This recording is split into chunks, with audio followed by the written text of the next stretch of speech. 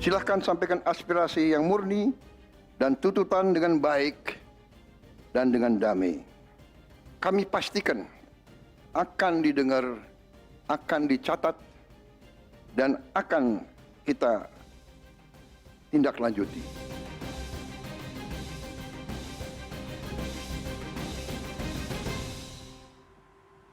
Anda masih bersama kami di Prime Plus, dan sebelum saya melanjutkan pertanyaan kepada para narasumber, saya akan tampilkan terlebih dulu apa tanggapan masyarakat terkait dengan isu ini berikut ini. Masyarakat yang penting aman, tentram, nggak sampai ribut-ribut begini gitu.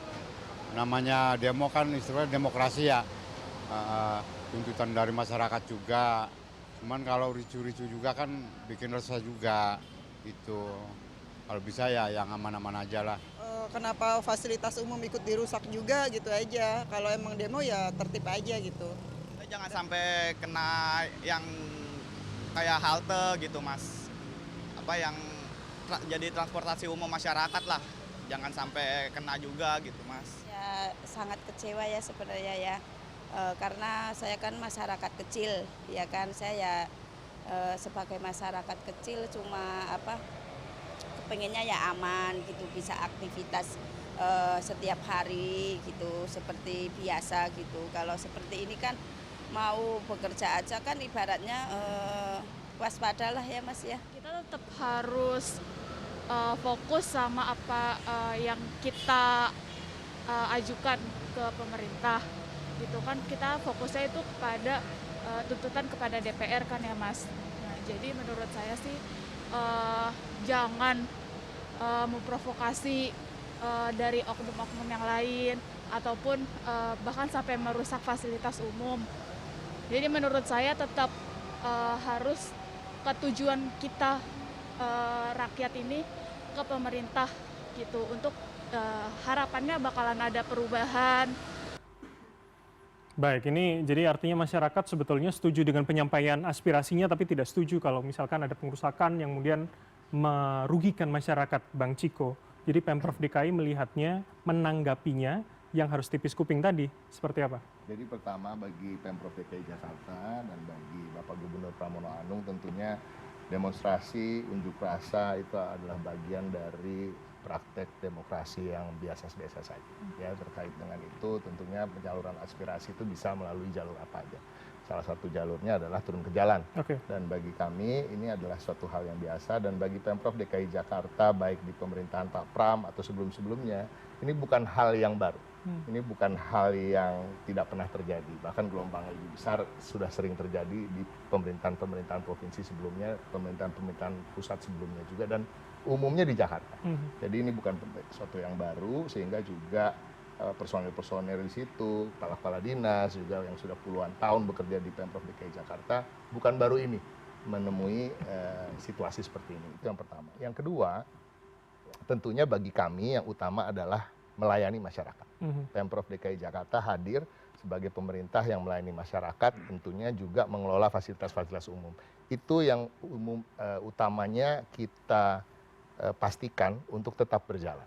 Ya, dalam masa sulit apapun, sekeos apapun, ini harus tetap berjalan. Karena ada masyarakat yang kita layani, baik itu masyarakat warga Jakarta yang memang tinggal di Jakarta atau warga lain yang sedang berkunjung di Jakarta, termasuk yang sedang menyalurkan aspirasi melalui unjuk rasa tadi. Ya, dan ini harus tetap dilayani. Terkait dengan itu misalnya, ya kami berharap tentunya fasilitas umum kita jaga bersama. Karena pada ujungnya kebutuhan atas fasilitas umum itu adalah kebutuhan masyarakat, bukan kebutuhan Pemprov. Dan ini milik bersama, dan ini bukan milik Pemprov DKI Jakarta, kami hanya mengelola itu. Ini milik rakyat yang dibeli dengan uang rakyat. Jadi hal-hal seperti itulah yang diutamakan oleh Pemprov DKI Jakarta hari-hari ini. Karena kami juga punya keterbatasan kewenangan terkait dengan ketertibannya, terkait dengan penertiban, keamanannya, tentunya ada Polri, ada TNI, ada pemerintah pusat. Jadi artinya maksud Anda ketika ada kampanye dari Pemprov soal saling jaga Jakarta, kalau saya tidak salah, jaga Jakarta kalau tidak salah namanya, itu menumbuhkan kesadarannya lebih penting. Betul, karena Jakarta ini kan tidak dikelola oleh Pemprov sendiri. Jakarta ini dikelola, bahkan negara kita Indonesia dikelola oleh seluruh stakeholders. Jadi semua stakeholders harus ikut terlibat, mempunyai perannya masing-masing.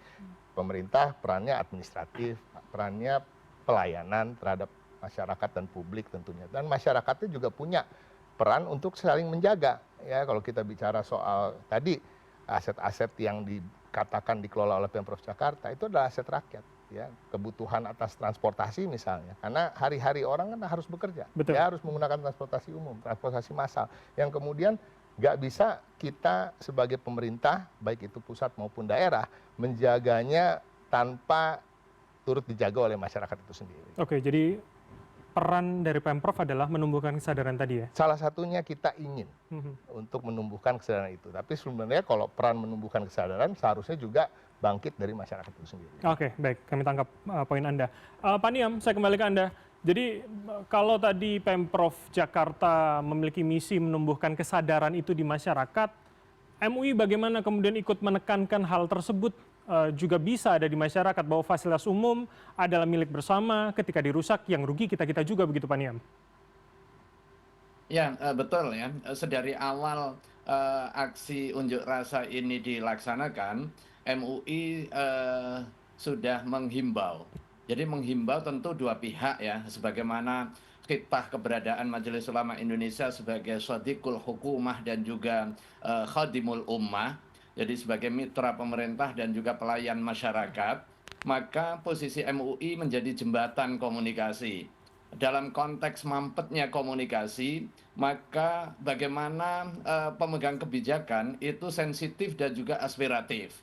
Ketika ada masalah yang dituntut oleh masyarakat terkait dengan prinsip keadilan ekonomi, keadilan sosial, prinsip kesederhanaan dalam gaya hidup, dan lain sebagainya, itu harus diapresiasi, harus didengar, dan juga ditindaklanjuti. Karena memang itu menjadi problem kita bersama.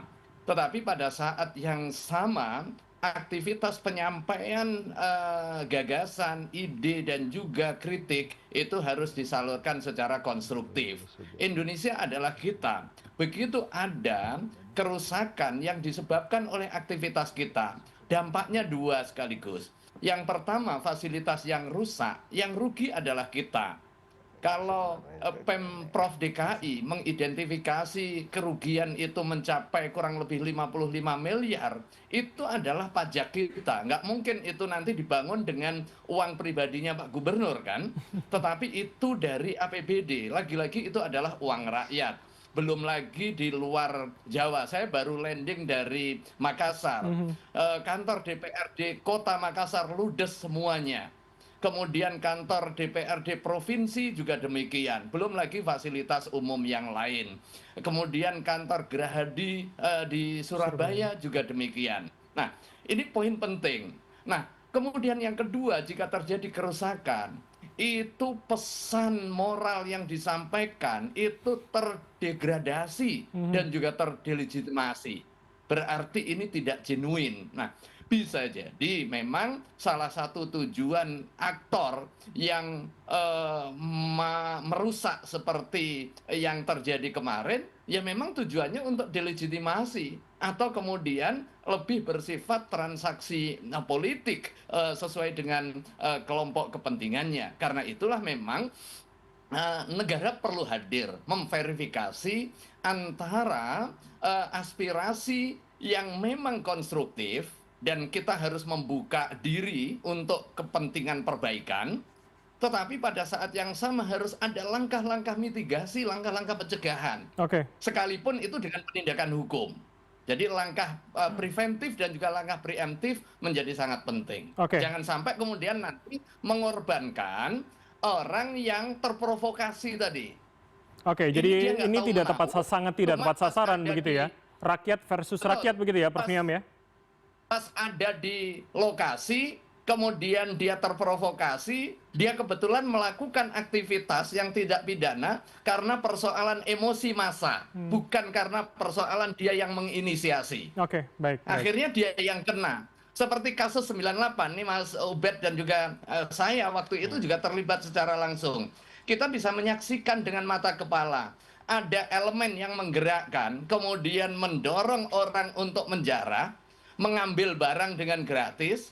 Begitu orang sudah mengambil, ada yang terbakar di dalam, kemudian ada yang membawa ke rumah, dan akhirnya dia yang ditangkap. Oke. Karena ada barang bukti di tangannya. Mhm. Padahal dia nggak tahu menahu. Oke, oke. Kita harapkan memang Disinilah tidak saya kira terjadi sampai ke situ. pelajaran itu perlu kita kita internalisir, jangan sampai itu kemudian terulang kembali. Baik, baik. Oke, Prof. Niam, saya ke Mas Ubed lagi. Jadi ini menarik. Kalau kemudian kita menarik mundur sekitar mungkin 7 tahun yang lalu. 7 tahun yang lalu, artinya apakah kemudian hari ini kita akan kembali mengulang menulis sejarah yang sama, atau Anda lihat sebetulnya kita masih bisa memperbaiki dulu, Mas Ubed? Sebetulnya mungkin kita perlu belajar tentang siklus perubahan besar ya. Jadi kalau kita belajar di beberapa negara seperti Korea Selatan dan beberapa negara yang maju itu, setiap kali episode krisis itu biasanya sekitar 25 tahun ke depan itu mengalami lompatan kemajuan. Oke. Jadi secara ekonomi, politik dan sebagainya. Tapi kasus Indonesia ini unik. Ya, setelah 27 tahun reformasi, tapi justru kita masih berada dalam kubangan yang sama. Problem korupsi yang tidak pernah dituntaskan, kemudian demokrasi yang makin memburuk, pelanggaran HAM dan hukum dan seterusnya. Jadi kita ekonomi juga stagnan, hanya di kisaran 5%. Artinya kita perlu jujur untuk mengoreksi diri sendiri sebagai satu bangsa bahwa tata kelola pemerintahan kita memang buruk jika dibandingkan dengan misalnya Korea Selatan misalnya. Mereka pernah mengalami krisis dan seterusnya, dan bahkan 27 tahun lalu itu mereka adalah mungkin di bawah kita, ada sempat episode miskin di sana kan. Tapi karena mereka ada good governance berjalan misalnya, hukum tegak, tidak tebang pilih, bahkan mantan presiden pun dipenjara di Korea Selatan. Itu membangun kepercayaan internasional pada negara. Jadi kita memang perlu jujur untuk mengevaluasi itu. Mengapa good governance tidak berjalan? Mengapa hukum tidak ditegakkan? Mengapa demokrasi dirusak? Jadi artinya kalau pengulangan siklus tadi, kita bisa mengarah ke sana lagi menurut Anda? Iya, ketika kesalahan masa lalu masih terus kita berkutat di situ, itu yang memungkinkan ada semacam evaluasi publik atau rakyat atau mahasiswa terhadap jalannya pemerintahan. Karena ya saya kira memang waktunya ditata ulang. Saya bertanya-tanya kenapa penegakan hukum kok tidak pernah kita di atas 0,5 begitu. Ini kan indeks permasalahan hukum kita hanya 0,5 dan ke bawah dan seterusnya. Jadi perlu evaluasi apa penyebabnya. Mengapa hukum seperti itu? Prabowo misalnya sebagai presiden sudah melontarkan untuk menegakkan hukum, kemudian bahkan mencari koruptor sampai ke Antartika dan seterusnya. Tapi kan kemudian kita melihat ada perkara korupsi yang belum dituntaskan begitu. Nah dari sisi itu menurut saya, jadi salah satu faktor yang menyebabkan munculnya gerakan protes besar itu juga faktor pemerintah perlu dikoreksi. Faktor aparat keamanan perlu dikoreksi. Bagaimana aparat keamanan menghadapi demonstran itu secara humanis dan dialogis. Polisi atau aparat keamanan ini sebetulnya bertugas mengamankan, bukan merepresi demonstran. Bukan berhadapan-hadapan antara senjata yang dari pajak rakyat lalu ditembakkan kepada rakyat lagi. Jadi kita perlu juga mengevaluasi kepolisian. Jangan-jangan ada paradigma yang keliru dalam proses pendidikan di kepolisian. Bagaimana menerapkan pandangan humanis dalam menangani demonstran? Sepertinya belum selesai di situ. Oke, jadi menurut Anda masih banyak PR sebetulnya ya untuk perlu diperbaiki kurikulum kepolisian itu, pendidikannya dan sebagainya. Oke. Saya kira itu. Oke, Mas Atan, Anda melihatnya PR-nya ada di mana sebetulnya untuk kita juga bisa menyampaikan secara tenang, tidak anarkis. Kalau tadi Prof. Niam mengatakan ya jangan sampai terdegradasi nilai dan apa yang mau disampaikan. Ya, pertama menurut saya berangkat dari pejabat publiknya. Pertama dulu ya. Pertama dulu itu soal komunikasinya. Komunikasi politiknya. Bagaimana pejabat publik bisa memastikan rakyat itu tidak marah lah. Tapi kan katakanlah saat ini sudah terlanjur. Pejabat publik sudah membuat rakyat marah. Dan sekarang pemerintah ingin kita damai saja gitu. Saya rasa jangan sampai narasi damai ini justru menjadikan kita alergi terhadap demonstrasi. Justru kita alergi terhadap kritik gitu. Tapi kita tetap menyampaikan kritik dan juga demonstrasi. Jika memang pemerintah ingin ada aksi damai, ingin masyarakatnya damai, maka buatlah hati masyarakat damai. Dengan apa? Dengan menaikkan kesejahteraan, dengan memberikan statement-statement yang baik, dengan tidak meningkatkan amarah rakyat. Itu yang seharusnya bisa menjadi dasar pikiran dari pemerintah, bahwa jika memang ingin keadaan damai, maka buatlah kondisinya sosial, ekonomi, politik, budayanya itu damai juga. Nah, statement yang sudah keluar belakangan, itu menurut Anda bisa meredam amarah? Seharusnya bisa. Tapi saya harap ketika statement yang udah keluar mengatakan akan mendengarkan, akan menindaklanjuti, itu benar-benar konkret gitu. Jangan sampai mengkhianati hati rakyat lagi. Follow up-nya yang kemudian harus ditunggu ya? Betul, follow up-nya. Dan juga penjaminannya itu konkret gitu. Tidak hanya soal soal didengarkan dan ditindaklanjuti, tapi benar-benar ada kebijakannya. Naikkan upah, turunkan pajak, dan lain sebagainya. Hapus outsourcing. Itulah yang seharusnya bisa membuat hati masyarakat damai. Baik, gitu. Oke. Saya ke Mbak Anet kalau begitu. Ya, Mas Bram. Saya butuh point of view Anda sebagai ibu-ibu. Artinya saya yakin kegelisahannya pasti berbeda dengan teman-teman mahasiswa, dengan teman-teman demonstran. Tapi apakah langkah konkret atau kemudian jawaban yang disampaikan pemerintah hari ini sudah cukup untuk meredam, menenangkan terlebih dahulu? Ya, dilema ibu-ibu itu sebenarnya sederhana sekali, Mas Bram. Kami pendidik keluarga, ketika di dalam rumah, kami harus mendidik anak-anak untuk punya standar moral yang tinggi. Kami mendidik mereka secara agama, apapun agamanya, apapun kepercayaannya, gitu ya. Kami mendidik mereka cinta bangsa, Pancasila. Tapi kehidupan nyata yang mereka hidupi setiap hari tidak seperti itu. Sehingga kemudian ini menjadi satu hal yang sangat pada benturan ya. Bagaimana ketika anak-anak keluar rumah, ketika di sekolah ada isu-isu rasisme, ada isu-isu diskriminasi agama. Ini semua kan ranah pemerintah. Ranah pemerintah karena mereka karyawan rakyat. Jadi saya juga sekarang sedang melatih diri saya untuk menyebut bukan lagi anggota DPR, bukan lagi anggota Dewan, tapi karyawan rakyat. Memang mereka karyawan rakyat dan dibayar oleh pajak rakyat. Jadi yang kita lihat sebenarnya begini, Mas Bram. Kita melihat gerakan ini organik. Gerakan ini lahir dari bawah. Tapi kemudian kita juga melihat bahwa ada kebutatulian pemerintah untuk meresponi gerakan ini. Untuk kemudian bukan hanya untuk meredam. Jadi yang kita lihat memang aksi-aksi tadi Mas Ubed udah mengatakan ada beberapa kali pidato Presiden Prabowo sendiri kemudian memanggil ormas-ormas kemudian dengan ketua partai segala macam. Menurut kami itu hanya untuk meredam amarah saat ini. Tapi tidak memberikan solusi. Tidak memberikan solusi karena bahkan sampai di menit terakhir pun anggota dewan yang terus kami hujani dengan mention di media sosial atas komentar-komentar mereka yang jauh sekali dari cerdas itu bahkan tidak mereka bergeming gitu loh, tidak merespon apa-apa. 5 anggota dewan tidak cukup untuk ibu-ibu? Tidak cukup. Karena apa? Mereka terbukti gagal untuk bekerja sebagai karyawan rakyat. Jadi harusnya ada mekanisme yang lebih baik. Karena yang kami pelajari kemudian ketika mereka nonaktif tetap loh menerima tunjangan. Statusnya saja nonaktif tapi tetap menerima tunjangan. Itu buat kami rakyat tidak fair. Karena jadi nonaktif itu maksudnya apa? Apa itu sekedar judul untuk menyenangkan dan meredam amarah masyarakat? Dan sekarang yang saya lihat pemerintah itu seperti menganggap bahwa rakyat ini belum cukup pintar. Ternyata salah ya. Kami itu sudah cukup pintar, termasuk teman-teman ketua BEM yang hari ini tidak turun.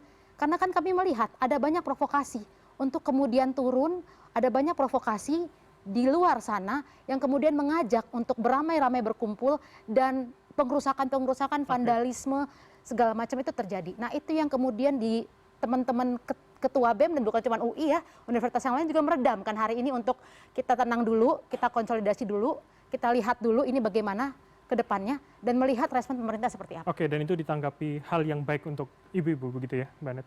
Kami menunggu dan kami juga masih terus melihat bagaimana terutama usut kasus tuntas ini Afan Kurniawan. Oke. Ini harus diusut tuntas ya. Sejauh ini yang diumumkan hanya 7 tersangka ya.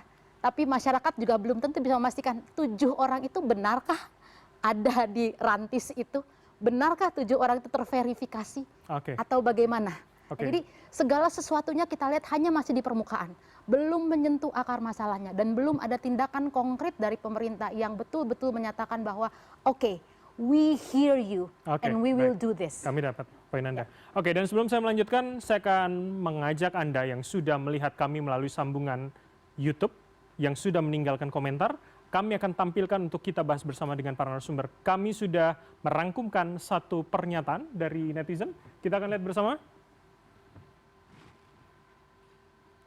Oke, kita tampilkan ini dari Andi Rahman, DPR jangan membela diri terus dengan bicara sudah bekerja untuk rakyat, sudah kerja, jelas kerjanya untuk partai bukan rakyat. Oke, ini kemudian statement yang menarik. Saya ke Bang Ciko, apa tanggapan Anda kemudian dengan statement ini?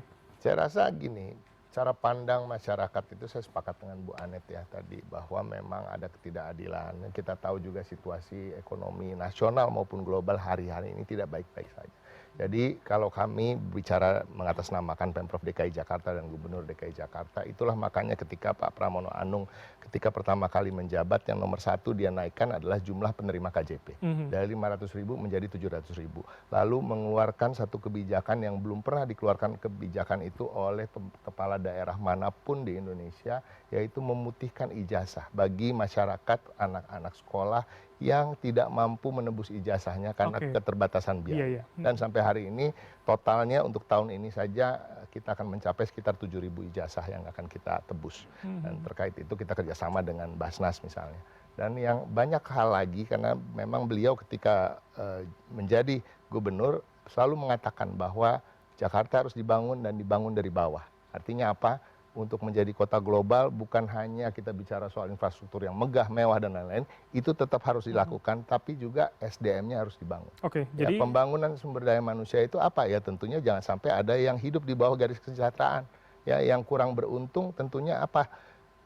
Ujungnya adalah apa? Anak-anaknya harus bisa mengubah nasib orang tuanya atau keluarganya dengan apa? Dengan sekolah. Jadi kalau KJP, ada ada KJM. aspirasi, kebentuan suara, Pemprov bisa menjembatani itu kemudian? Kalau di lingkup Pemprov DKI Jakarta dan tentunya lingkup DPRD misalnya, kita berharap itu bisa kita tampung aspirasi itu. Dan sampai saat ini kami merasa apa-apa yang dilakukan oleh Pemprov yang tentu by approval dengan DPRD DKI Jakarta itu pro rakyat, kemudian masyarakat yang kami tidak mau mengumbar kata-kata miskin, tapi kurang beruntung. Karena ini semua masalah keberuntungan aja.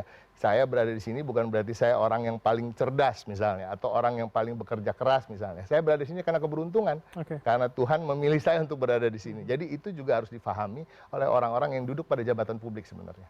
Dan ini yang membuat mereka mempunyai empati. Jadi tidak superior menurut Anda?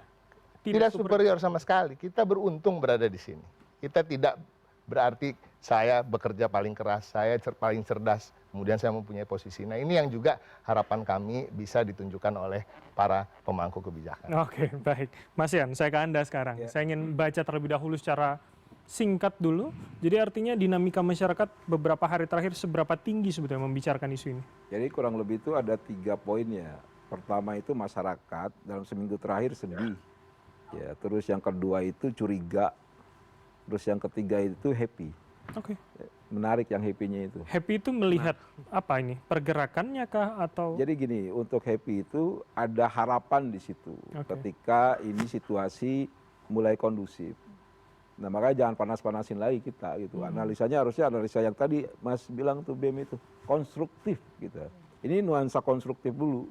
Gitu, walaupun nanti kan basically demokrasi itu kan tengkar narasi Mbak, gitu. Kita boleh lagi nanti tengkar narasi setelah ini sudah konstruktif lagi, kurang lebih seperti itu. Jadi harus kondusif dulu, baru ini kita berpikir jernih lagi soal tujuannya. Itu clear itu.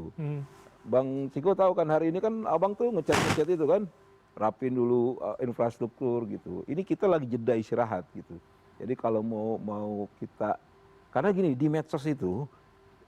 Poin dari curiga itu masih sangat tinggi Mas, nanti saya kasih unjuk. Dan potensinya bisa mencapai titik pertama menurut Anda? Yang pertama itu malah itu. Yang pertama malah curiga itu? Gitu. Dan yang saya bilang bahagia itu sebetulnya baru.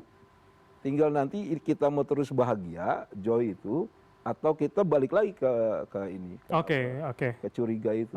Makanya mohon maaf, statement saya langsung agak-agak ini. Saya akan tanya nanti sebetulnya jaraknya seberapa besar, potensinya menyalip sebetulnya seberapa besar. Tapi nanti usai jeda, untuk tetaplah bersama kami di Prime Plus.